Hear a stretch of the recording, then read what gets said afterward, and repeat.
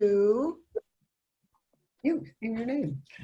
My name is Dave Cornell. I work with Jim a little bit on the acquisition of off-road trail and trail protection, and I'm going to talk for a few minutes tonight. Can't. All right.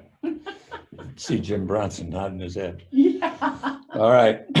My name is Dave Cornell. I'm going to talk a little bit about the history of the Chief Noonday Chapter. And as I was thinking about a title for this talk, the title that came to mind is Everything You Ever Have to Know About Pat Allen, because she was instrumental in everything we did.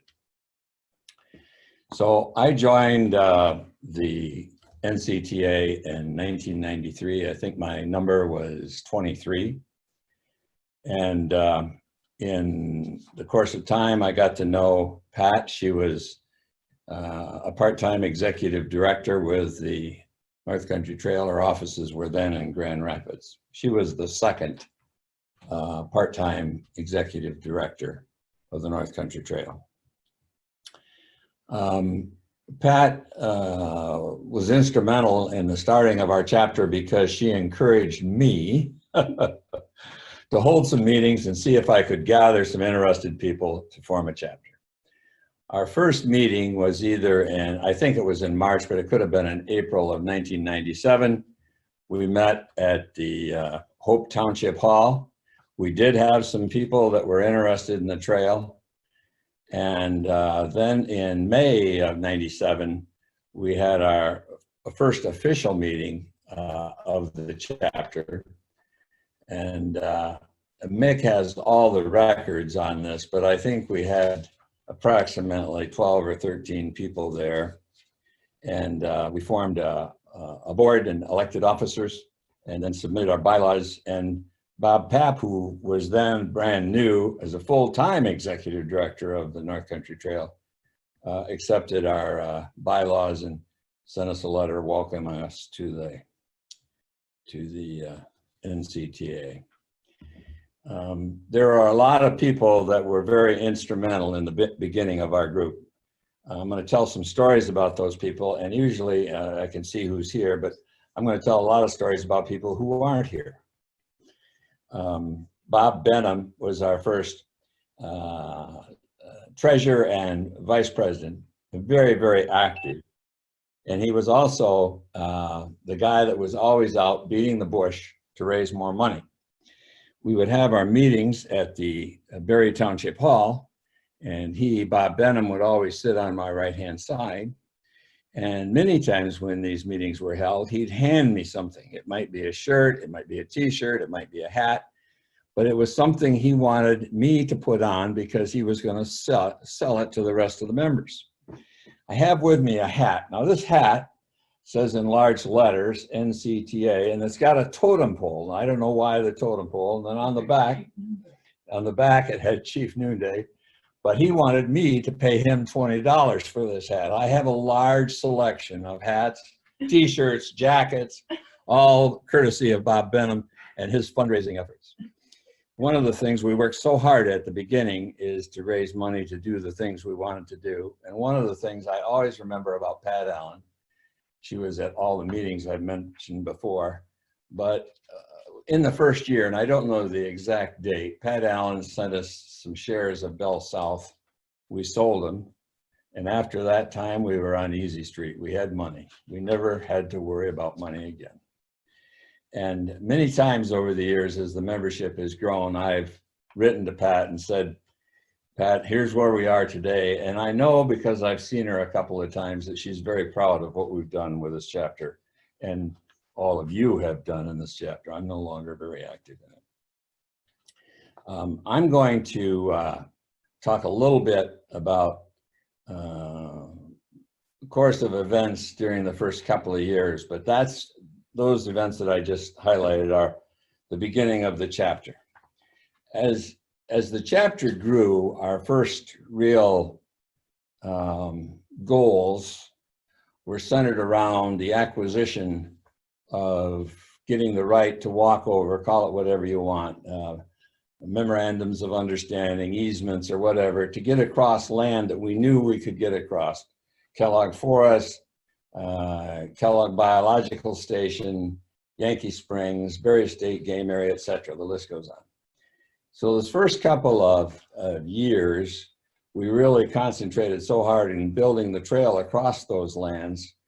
And Ron Hutchinson owned some land just outside of Augusta, which now the Park Service owns, thank the good Lord. And Bill Minke would come down and give us trail building sessions, talk to us about gradients and how to build trail, etc. And then he eventually came and certified some trail that we had constructed, which was always a red letter day for us. Over the years, Bill spent a lot of time in our bailiwick because he'd done the first rough map of the course of the trail, not a fine map, but just a general course as where the trail could go in the counties that we serve.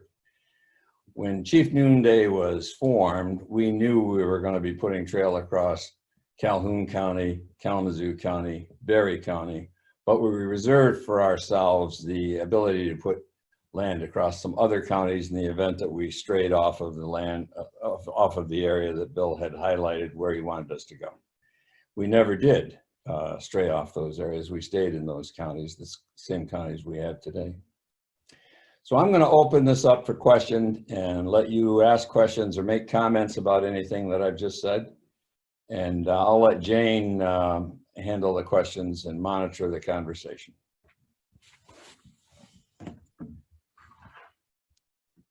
So are there whoops, I'm going to unmute everybody.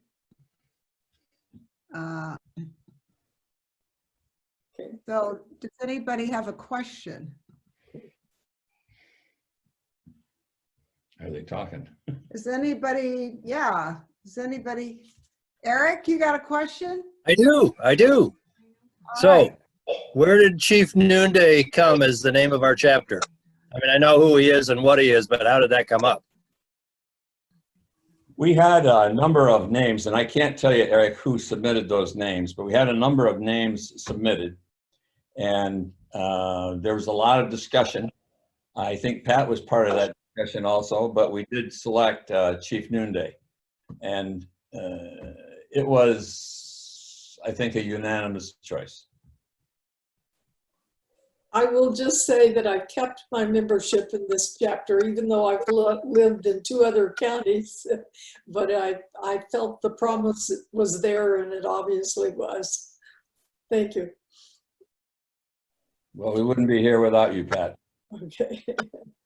You did his gravesite too. Well, my lovely wife just pointed out that before the Historical Commission decorated Chief Noonday's gravesite, we had a cross on it. Ruth, you have a question? Yeah, I'm just curious how typical it is to share trails and if there are any parts of our trail that we have shared with someone else rather than the reverse. So when we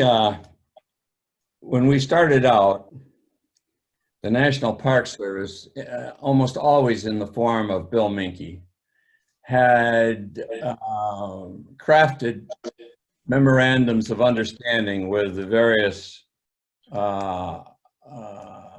agencies that allowed us to use their trail. And all of those memorandums of understanding provided that it was to be a hiking trail. It was in large part built by the Park Service and chapters, and it was designated as a hiking trail. I remember when Pat Allen and I went up to Manistee National Forest, we had a meeting with them, and they said, we're going to open up to a section of it open to bikes and other uses because of the fact that there's just more bike usage than there is hikers. And we went up and argued about that, but politically, they said, we don't have any choice. There's just too many people that want to use the bikes on this trail. So to answer your question specifically, yes, we have worked with others to allow them to use our trail. Other than hunter land, where there's trails specifically designed for hunters, I don't think we've ever used anybody else's trail. Okay. I'm just aware that on Norris, if you go towards Circle Pine, it's partly horse trail and partly hiking trail. Yep, that was originally all hunter land trail, I believe, or horse trail on Berry State Game Area, and we did use that after other uses had already existed. Okay, thank you. Sure. Jim Bronson. Dave, how easy was it to get MOUs from places, well, the DNR in general, like the game area in Yankee Springs in the early days? Were they pretty receptive to the trail, or did it take a while? The first MOU that Chief Noonday really got involved in was the one with KBS, Michigan State University. And it came easy.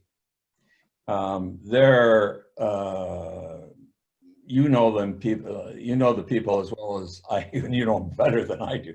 The people associated with Michigan State University, for those that don't know, Bill or Jim was associated with MSU. We're attuned to trails and we're knowledgeable about trails, and it didn't take very long at all. The MOUs after that were more difficult. And the reason they were more difficult didn't have anything to do with the land use managers. It had to do with us. We wanted our own separate trail. We didn't want to use trail that was being used by others. And that was something that they didn't want to have happen. They didn't want more trails on their land. They wanted fewer. And I knew where they were coming from, and so did everybody else, but that was a problem. So the other MOUs came a little bit more, were more difficult, but they all eventually happened.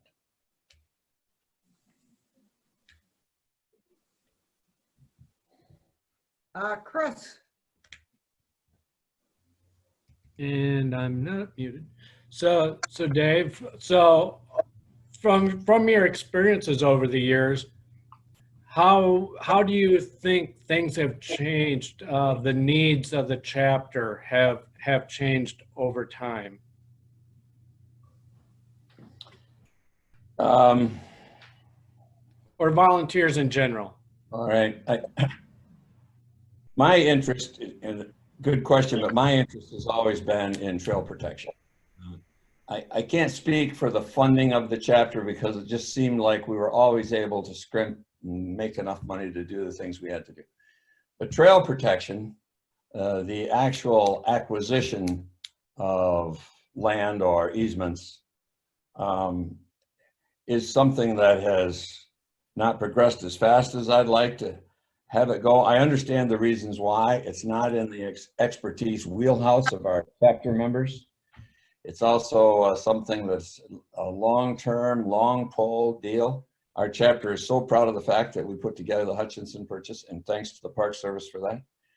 But we have to do better in dealing with land and acquisition funds. We have to do better with learning how, along with the Park Service, to acquire lands and easements. That's our biggest weakness. Thank you.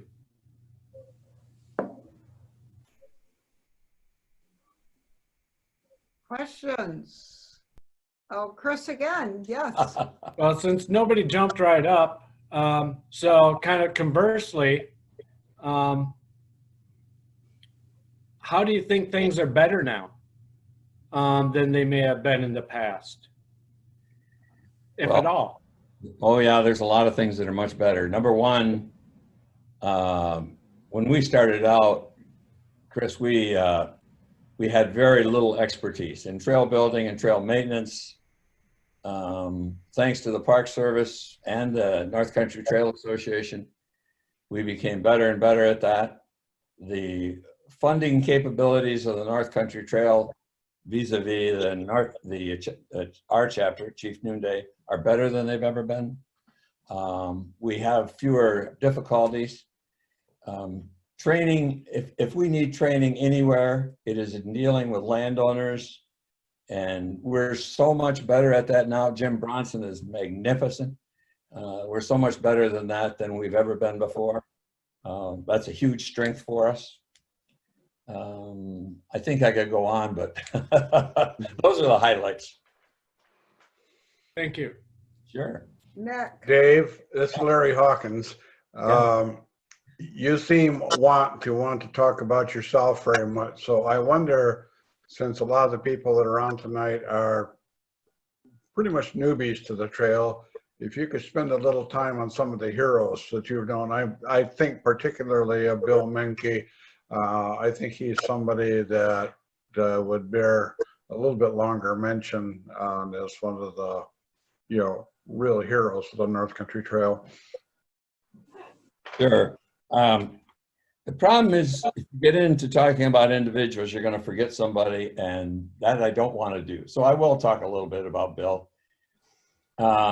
We spent a lot of time together down here in Chief Noonday country, but then he and I became hiking partners, and I think we hiked quite a bit in every state along the North Country Trailway.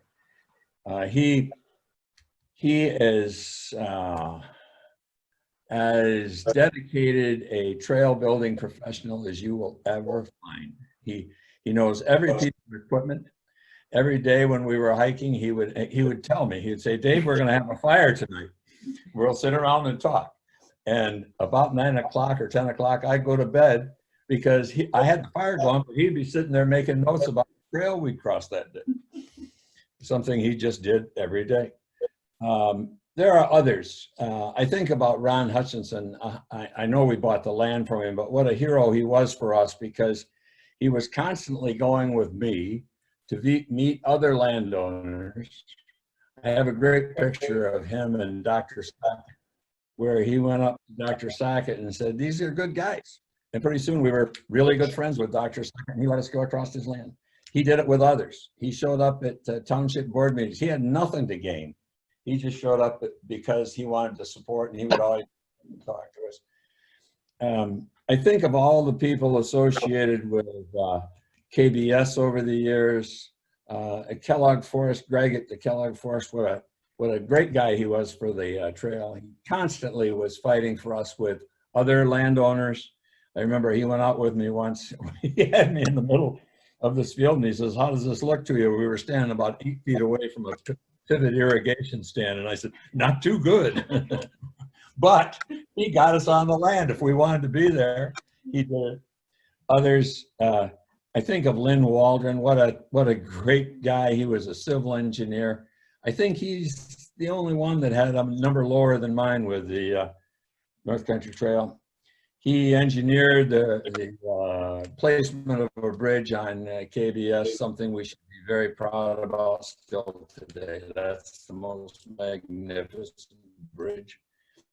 It's got right at the head of it on the side. There were others. I know some, but those are a few of the people I consider to be heroes. so good, our internet connection. Patsy, do you have anything, some of the heroes that maybe you could help Dave with somebody from our chapter or other people that you were aware of, you worked with?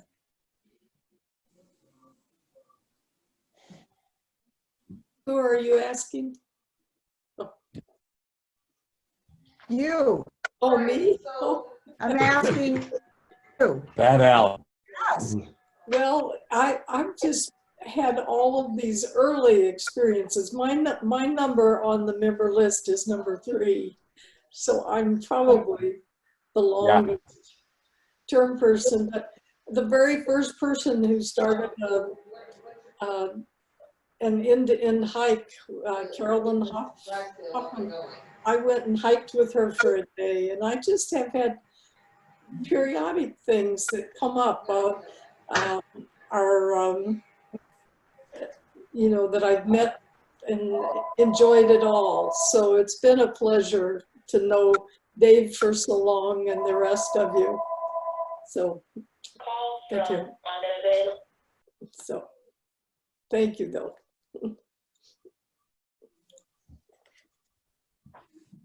Doesn't sound like mine. Oh, thank you. I hope it's not mine. It's not mine. That's hers. Thank you. How about Mick? You had a question before your brother. Actually, it wasn't a question. It was an addition to Dave's answer to Chris's question.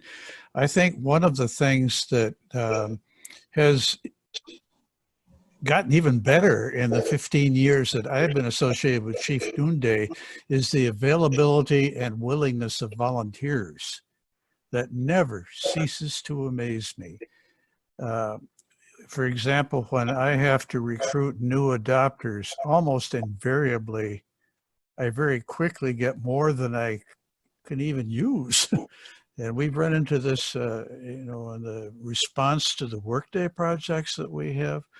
I think the volunteerism is definitely something that has grown with time, in a time with the chapter. One thing I wanted to add too, Pat Allen may be number 3 in the history of the NCTA, but she is number 1 in Chief Noonday. She is the senior member of Chief Noonday Chapter in terms of how long she has been a member of the association. She was a member a good 15 years before Chief Noonday even existed.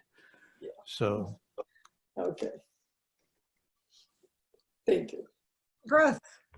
So I just wanted to add on to what Mick said. So, you made such a great point, and I'm so happy to hear about, the response you're getting from the volunteers, that you have so many dedicated and motivated people out there to help you.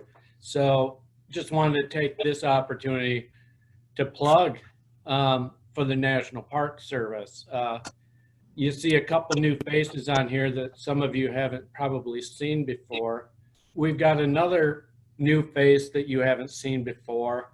And my point that I'm want to make is that the National Park Service is working very hard to follow suit, to staff up and to provide better services and more assistance than we've ever been able to provide in the past. So much talk about all the things that Bill Menke did for the trail and continues to do for the trail. Some of what we're doing now is going to be different than when Bill was the trail manager. But across the board, the National Park Service is really trying to step up to meet that challenge and to open new doors and really start moving the needle even further. So it's great to be able to do that along with the volunteerism that you've been experiencing.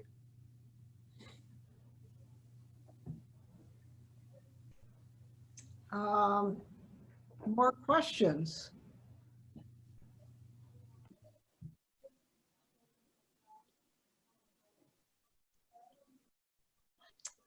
I was just checking the chat box to see if anybody had anything in the chat box.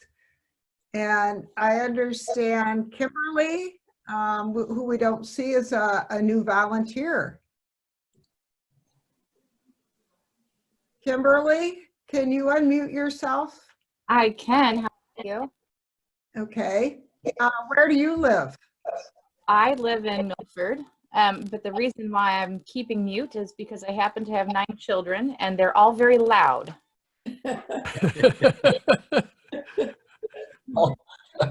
How do you have time to volunteer, Kimberly?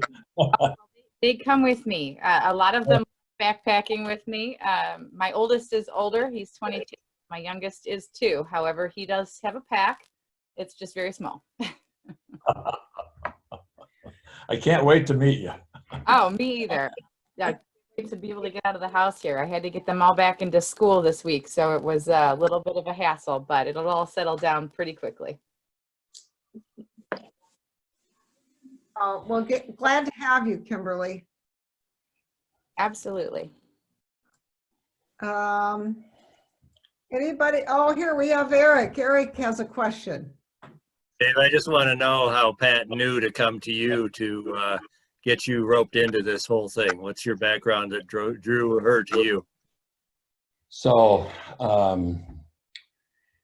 Jan and I used to do some hiking in we belonged to a group in Grand Rapids before the NCTA started out. So we were hiking up in Grand Rapids. I retired in '93 and we started hiking with a group up there and just got to know Pat because she was along in some of these things. And then Pat arranged a time for me to sit down with her and several others. And I don't remember but all people from the Park Service. And the idea was hatched in Pat's mind, believe me, in Pat's mind, to form a chapter in southwestern Michigan. And she's the one that started the ball rolling. She picked on me, Eric, I think, because she saw my interest in hiking. Yes. And I was hiking the Appalachian Trail at the time. And she saw my interest. I think when I joined the North Country Trail, they had a little place where you could list your interests, and I listed my interest in working with landowners and trail protection. So she got on to me and stayed on me, and she was a constant source of inspiration because she would always pat me on the back, say, "Way to go, Dave, way to go." Well, I'm still trying to do things, and I'm looking at issues now of diversity and still recruiting people for the trail. So I'm not giving up on it. Thank you, Dave. You know, the truth is, if you look at the history of trails in Southwest Michigan, you will run across Pat Allen's name in almost every instance. I was talking to somebody on the White Pine Trail one day, and I mentioned her name, and there were several hikers there, and they all knew Pat Allen. So I'm proud of the fact that she's got a lot of our heritage, but she's got a lot of heritage with every trail in Southwest Michigan. Thank you. So does Thank you, anyone Dave. else? I guess the other question, if I can ask, the other question I have is just how, I don't know the trail history well enough, not necessarily Chief Noonday, but did they know it was going to come through Barry and Kalamazoo in Calhoun County when they set it up? Or was that just totally up in the air for anybody to grab? You want me to continue talking? Yeah. So when we started out, Eric, we were presented with a map with a grayed out, I'm going to say it's 15-mile wide path all the way from the bridge to Ohio. And that path was, as far as I know, prepared by Bill Minke. And it was based upon this theory of connecting bright lights or stars or whatever you want to say. So he had drawn the lines that connected the outside parameters of this trail on the basis of things we should see. KBS was on there, Berry State Game Area, Yankee Springs. So this swath ran through the state of Michigan, and he had given a lot of thought as to areas within that swath that we should work with. And so that's just exactly what we did. We started working with areas within the swath and then trying to connect those lights. But given the Park Service credit, they're the ones that did the homework, the groundwork, and started us on our way. Thanks, that helps. It was the Park Service. There was Tom Gilbert and the Bureau of Outdoor Recreation. Yep. And they were in contact with the people from the original Father Trail, if you will, the Appalachian Trail. And it kind of started with that kind of influence. Sometime you're going to have to get Pat Allen to give one of these talks. I guess. Nick, you had another question? Well, Pat actually already answered it. I was going to ask Dave about Tom Gilbert's role in the early stages along with Bill Minke that he was talking about. Mm-hmm. Well, Bill, and as you know, Tom and Bill were the best of friends, still are. And I remember the meeting where we were, Bob Papp and I and Bill Menke and Tom Gilbert were sitting around the table. We were trading horses trying to get Bill Menke to come with the North Country Trail Service, which North Country Trail Association, which we did, and which worked out just perfect. It worked out well for him, but man, did it work out well for us.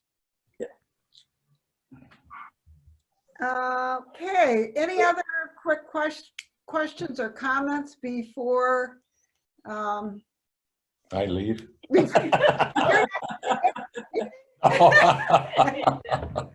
Okay, yeah. Any quick ones before we get to our business? Of course, anybody can always leave. You know how to do it very gracefully. You just shut yourself off. So, if anyone would like to leave, that's okay. You know how it is. Business is business. And, we have some good things to talk about tonight, but if you can't stay, we thank you for coming and learning, and I learned a lot about Chief Noonday, so I'm glad that we could know a little bit about our heritage. You know, we jump in and then never know exactly, because I keep saying, how could it happen so quickly when it takes us 10 years to get one little piece off road? You know, anyway. Dave, did you mention that the chapter cleared around Chief Noonday's stone and put a stone there? No, we didn't do that. Oh, I thought you No, did. Historical Society. Okay, so we thank See ya. Dave for coming, and we hope to see you next year. All right.